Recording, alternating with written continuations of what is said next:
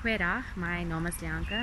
Ek woon bemagtig myself by deur Dr. Luele en ek het op 'n onlangs hulle nuutste kursus optimaliseer my hormoonvlakke bygewoon deur hom.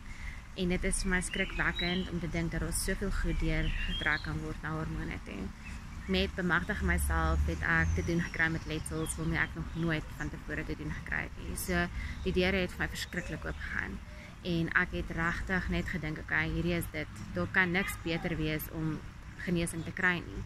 Alles kan deurgetrek word na jou letsels toe, van hoe dit dinge begin het, van voorgeboorte, nageboorte, en toe gooi hulle die inhoud voor my neer van jou hormone.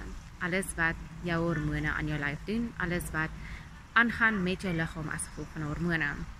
As jou hormoonvlakke te laag is of te hoog is, enige wanbalans in jou hormoonvlakke, hoe dit jou as persoon kan beïnvloed.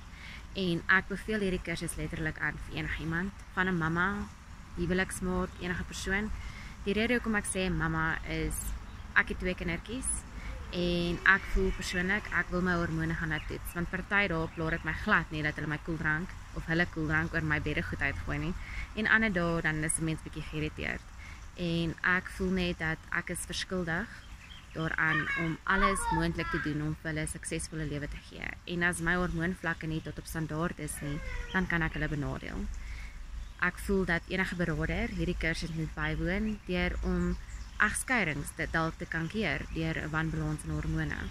Hierdie goed moet hanteer word dat dit nie 'n mens kan verneder nie, want dit is net tot sukses van jouself. So ek wil net baie dankie sê vir Dr. Luele wat hierdie geleentheid vir my gegee het. Dit is verskriklik en daar gaan nog baie mense se lewens verander word hierdeur.